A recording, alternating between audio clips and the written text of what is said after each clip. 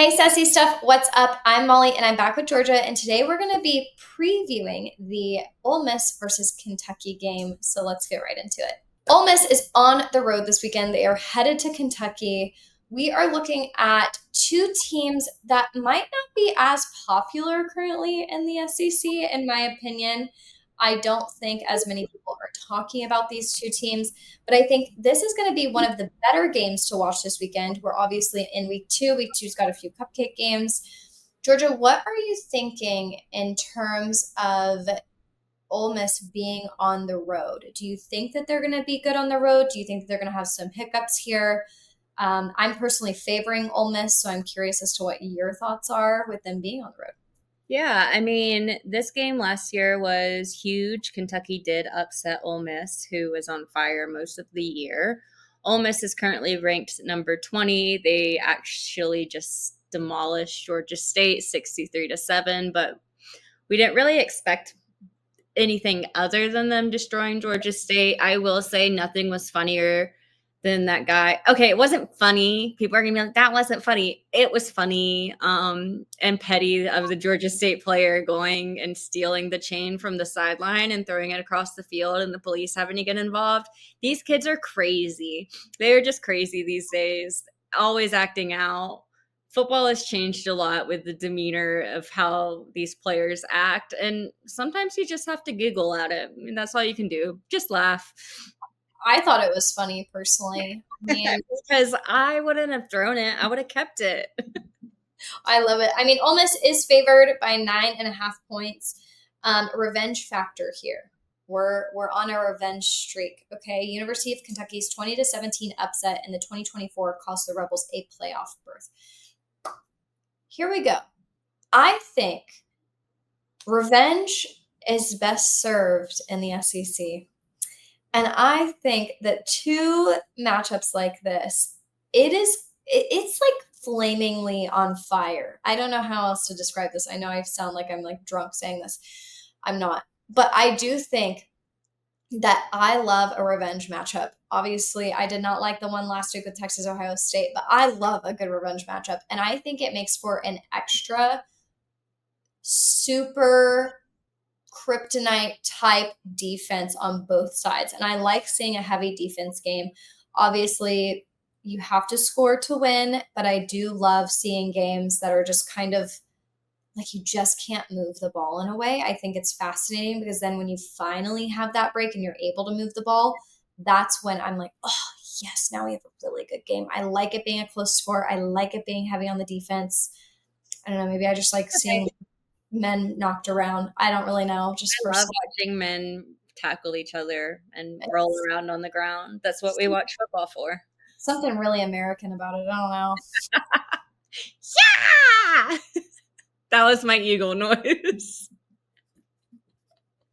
Anyways, what did we actually learn about Ole Miss in week one? Because they played Georgia State. What could we actually learn about them? Like it's like Georgia playing Marshall. Like obviously they were going to win, but their offense did look explosive. They had 695 total yards, 341 passing, 295 rushing. But Simmons showed talent, but he threw two interceptions, and I feel like he just needs to protect the ball better. Kewan Lacy, he lived up to the hype.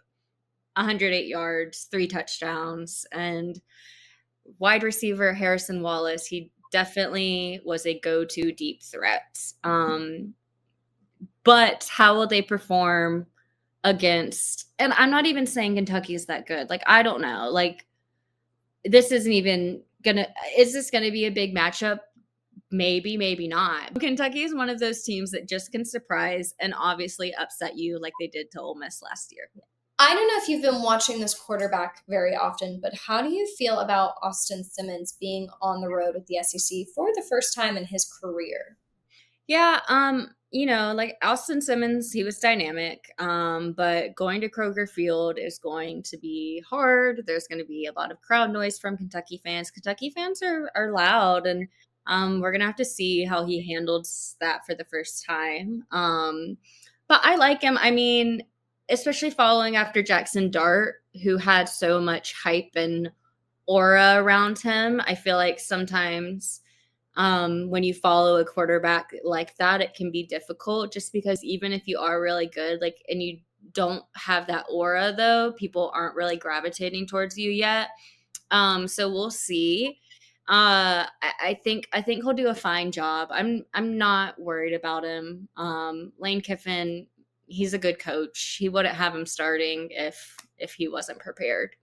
Lane Kiffin's like the OG man. I just this is also a game where it's like you have to out coach Lane Kiffin. I just don't know if that's a thing.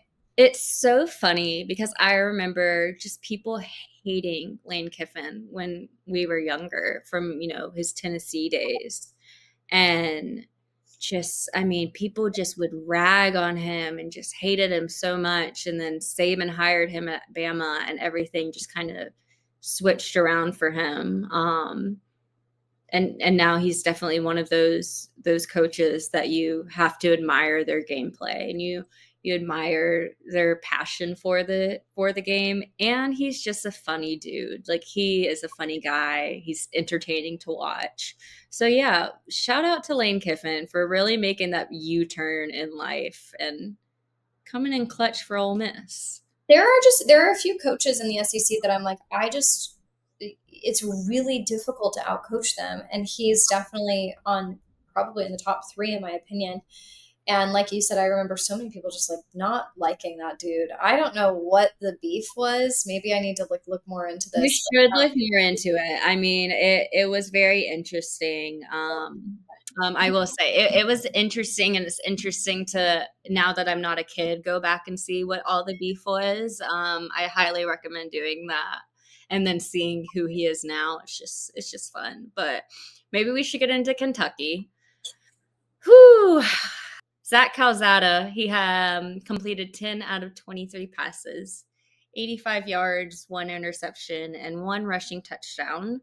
Not completely horrible, but he did look rattled. The offense managed 305 total yards, and Toledo actually outgained Kentucky in yardage with 329. Their running game saved them late in the game, and I do feel like even Lane Kiffin was saying that a lot of their games kind of come down to the wire and they win them, but you can't let Kentucky have a close game because they might pull it out in the end. So you got to shut them down fast and not give them those chances to keep going and possibly win the game. Last year, they limited the Rebels to 17 points in a 2024 upset. Their defensive thrive in physical, grinded out games. So this is where the defense on Kentucky's side could absolutely upset Ole Miss again. And if they slow the tempo and force Simmons into mistakes, I mean, they could technically hang it up pretty quick. I could see a few sacks happening in this game. I could see a lot of turnovers happening in this game if Ole Miss doesn't play it right. And I just think Kentucky does have a pretty strong defense this season. So I'm looking forward to seeing what Ole Miss is going to bring out on their offensive side. I love to watch that side of the ball for them.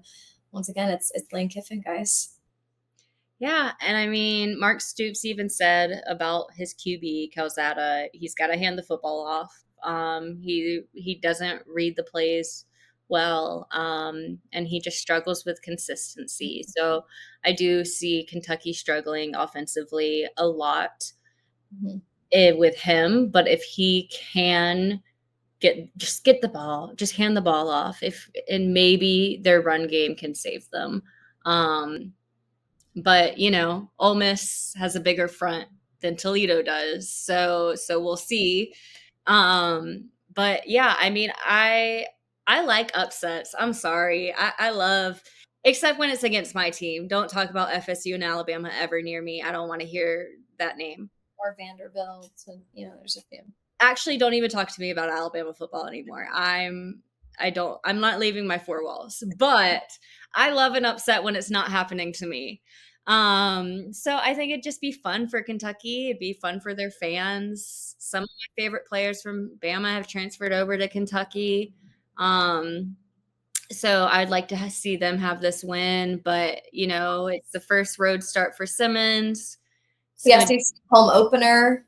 Like yes, yeah.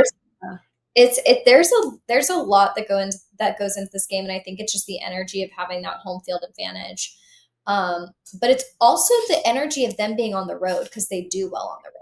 So this is kind of where it's like, oh, this is such a toss up. That fuel of those rowdy fans might just light the fire for Ole Miss or for Kentucky. I'm not sure. But I'm looking forward to this home opener, and it's got a really good time slot. I mean, 3:30 kickoff. That's great. It's in between the morning and the evening game. You can kind of like that's the game where I'm gonna get a snack and sit back down on the couch and see what's going on. I love 3:30 games. Those are my favorite ones. But yeah, I mean, it's going to be a fun game. Lane Kiffin still needs to fix, the tackling and pass rush that issues that Ole Miss is having. Kentucky, Mark Stoops, he always runs a very disciplined team. That's never been the issue with Kentucky. They've always been disciplined. Um, History may repeat itself. We might see another upset. Who do you have in this game, though? I'm gonna say Ole Miss. I'm gonna favor Ole Miss in this one. I do think that they can absolutely pull this one off. I see it. I see it happening. I think the score. I'm gonna say 21-7. Okay. I hate doing scores. I will say that. There's nothing I hate more than doing scores. But I actually am gonna, because if I go down, we all go down together. So I'm cheering for Kentucky. Um so I'm hoping Kentucky wins this game. I'm hoping to knock a competitor off off. Get out of my way. I got to get Bama back up to the top 10. So come on, Kentucky. Come I on. think, listen, if Ole Miss messes this up, like I mean, that could ruin the hopes of an SEC or CFP slot. So I don't. They've Yeah, got they got to win it. Anyways, thank you guys so much for watching this episode. Follow, like, and subscribe on here and on TikTok and Instagram. And we will talk to y'all later.